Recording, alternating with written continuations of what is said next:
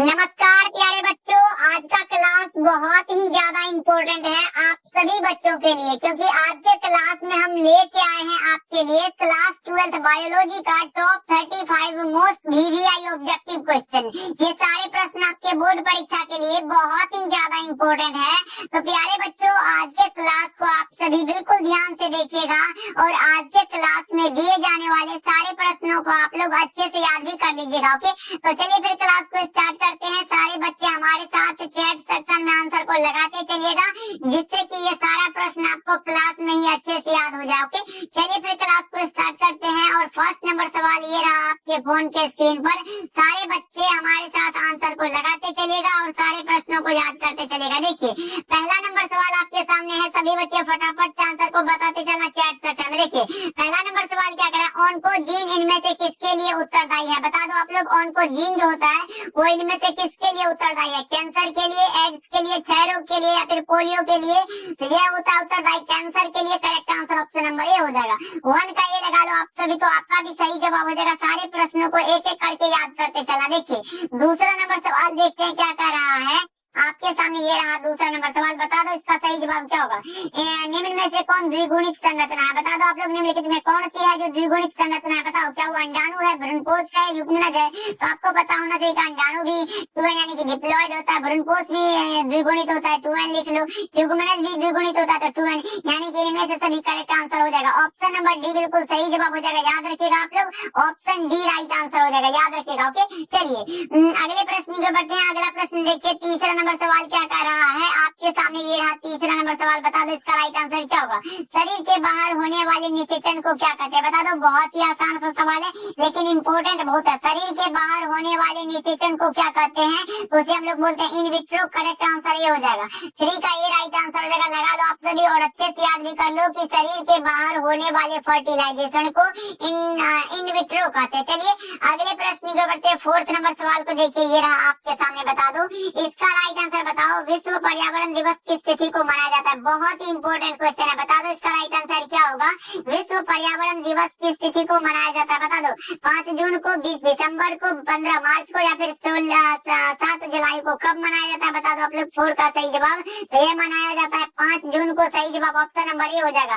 सारे प्रश्नों को बच्चा पार्टी याद करते चलना और क्लास को भी लाइक करते चलना। जितने भी बच्चे नए जुड़ रहे हैं, यानी कि अभी तक जो बच्चे क्लास को लाइक नहीं किए हैं, तो क्लास को लाइक करिएगा, फिर पढ़ाने में भी मजा आएगा और आपको पढ़ने में भी। इसलिए सभी बच्चे क्लास को लाइक करिएगा और चैनल पे पहली बार जुड़ रहे हो तो सब्सक्राइब भी करिएगा अपने इस प्यारे से यूट्यूब चैनल को। देखो, विश्व पर्यावरण दिवस जो किस तिथि को मनाया जाता है? तो 5 जून को। Correct answer option number A हो जाएगा। चलिए अगले प्रश्न की ओर बढ़ते हैं। 5वां नंबर सवाल देखिए, सर्टोली कोशिकाएं पाई जाती है किसमें? सर्टोली कोशिकाएं किसमें पाई जाती है? तो किसमें? वृषण में। Correct answer option number A हो जाएगा। 5 का ये राइट आंसर हो जाएगा। बच्चा पार्टी लगा लो और अच्छे से याद कर लो आप लोग। ओके, चलिए 6 नंबर सवाल को देखिए, ये रहा आपके सामने। 6 नंबर सवाल का जवाब बताना। ओपेरोन मॉडल क्या प्रदर्शित करता है? बता दो 6 का करेक्ट आंसर। ओपेरोन मॉडल क्या प्रदर्शित करता है? बता दो सभी बच्चे। जीन का सिंथेसिस, जीन का एक्सप्रेशन या फिर जीन का रेगुलेशन या फिर जीन का फंक्शन क्या प्रदर्शित करता है? तो ये करता है जीन का रेगुलेशन। करेक्ट आंसर सी हो जाएगा। आप लोगों से क्वेश्चन पूछता हूँ कि ओपेरोन मॉडल जो है वो किसने प्रस्तावित किया, यानी कि ये किसने इसको दिया है? बता दो एक बार चैट करके आप लोग। ओपेरोन मॉडल किसने प्रस्तावित किया था? तो ये क्या था? जैकब एवं मोनोड ने। इसको भी आप लोग याद रखिएगा, क्योंकि ये भी क्वेश्चन आपके बोर्ड एग्जाम में आ चुका है कि ओपेरोन मॉडल किसने प्रस्तावित किया था? तो जैकब एवं मोनोड ने। याद रखिएगा आप लोग। चलिए 7 नंबर सवाल को देखिए, ये रहा आपके सामने। बता दो इसका राइट आंसर। 7 का सही जवाब बताना आप लोग। 7 का सही जवाब बताओ। निम्नलिखित में कौन जंतु उभयलिंगी नहीं है? आप बता दो, यहाँ पूछा गया निम्नलिखित में कौन सा जंतु है जो उभयलिंगी नहीं है? बता दो कौन सा होगा। फीता कृमि, केचुआ, घरेलू मक्खी या फिर जोंक? ये सारे के सारे फीता कृमि, केचुआ और जोंक जो है ये हमारे क्या है? उभयलिंगी है, लेकिन नहीं जो है वो है घरेलू मक्खी। ऑप्शन नंबर सी हो जाएगा। 7 का सी बिल्कुल सही जवाब हो जाएगा। याद रखिएगा आप लोग। चलिए 8 नंबर सवाल को देखिए, ये रहा आपके सामने 8 नंबर सवाल। इनमें से कौन सा नाइट्रोजीनस बेस डीएनए में नहीं होता? बता दो इसका राइट आंसर क्या होगा। इनमें से कौन सा है जो नाइट्रोजीनस बेस डीएनए में नहीं होता है? थायमिन है, यूरासिल है, गुआनिन है या फिर साइटोसिन है? क्या होगा इसका सही जवाब 8 का सही जवाब बता दो आप लोग। ये हमारा होता है कौन सा, ये होता है यूरासिल, क्योंकि ये जो होता है ये आरएनए में होते हैं। तो बता दो कौन सा होगा, तो ऑप्शन नंबर बी हो जाएगा। थायमिन के स्थान पर ये रहता है आरएनए में। तो यहाँ डीएनए में पूछा गया नहीं होता, तो डीएनए में ये यूरासिल नहीं होता, क्योंकि ये तो आरएनए में होता है। ऑप्शन बी राइट आंसर हो जाएगा। चलिए 9 नंबर सवाल देखिए क्या कह रहा है आपके सामने, ये रहा 9 नंबर सवाल। पुष्पासन खाया जाता है, किसका पुष्पासन खाया जाता है, बता दो बच्चा पार्टी फटाफट से। 9 का सही जवाब सभी बच्चे बताओ, कौन से बच्चे सबसे पहले लगाएंगे इसका राइट आंसर। पुष्पासन खाया जाता है किसका, शरीफा का, सेब का, नारंगी का, या फिर इन सभी का।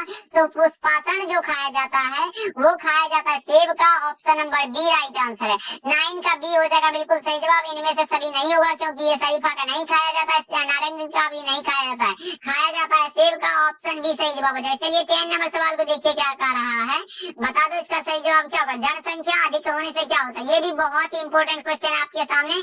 बता दो इसका राइट आंसर क्या होगा। जनसंख्या अधिक होने से क्या होता है, तो आय में तो कमी होगी, बिल्कुल सही है।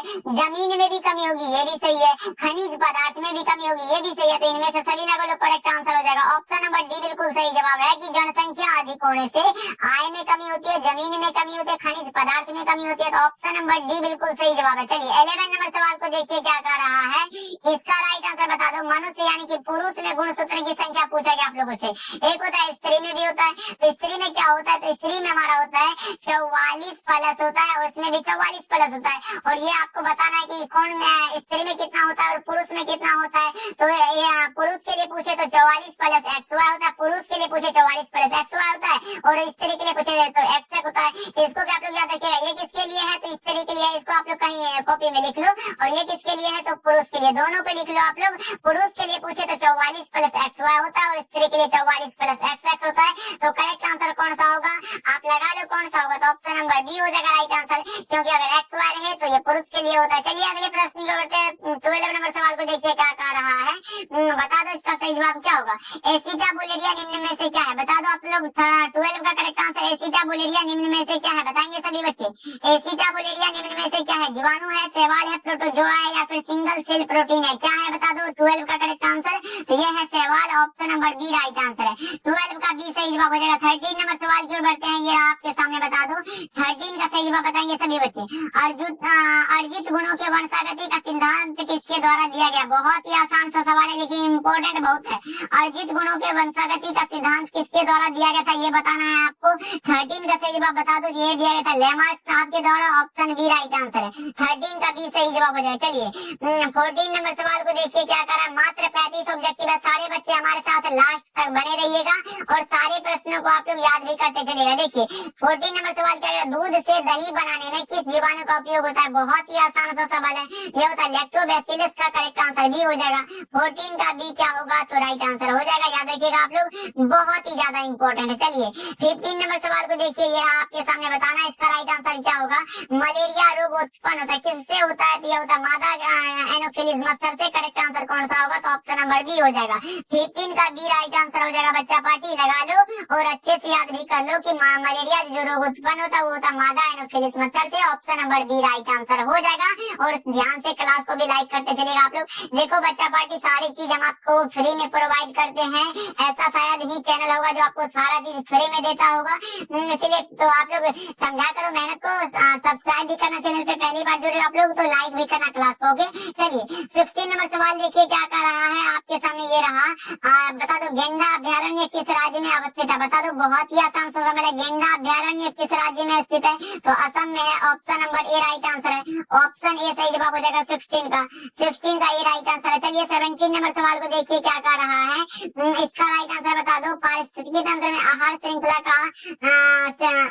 श्रृंखला में ऊर्जा का प्रभाव कैसा होता है, बता दो आप लोग। इसका राइट आंसर क्या होगा, पारिस्थितिकी तंत्र की आहार श्रृंखला में ऊर्जा का प्रभाव कैसा होता है। जैसे अगर मान लो यहाँ है घास को कौन खाती है, तो बकरी।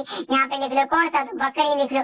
बकरी को कौन खाता है, तो शेर लिख लो। यहाँ पे देखो शेर लिख लो। यहाँ एक दिशीय हो रहा है, मतलब एक दिशीय राइट आंसर हो जाएगा। Option number A right answer है। ये इधर से इधर नहीं नहीं हो रहा, बीच में भी नहीं, यहाँ डायरेक्ट है घास को बकरी, बकरी को शेर। ऑप्शन नंबर कौन सा होगा, तो ये हो जाएगा। 18 नंबर सवाल को देखिए क्या कह रहा है, बता दो इसका राइट आंसर क्या होगा। 18 का सही जवाब बताना सभी बच्चे।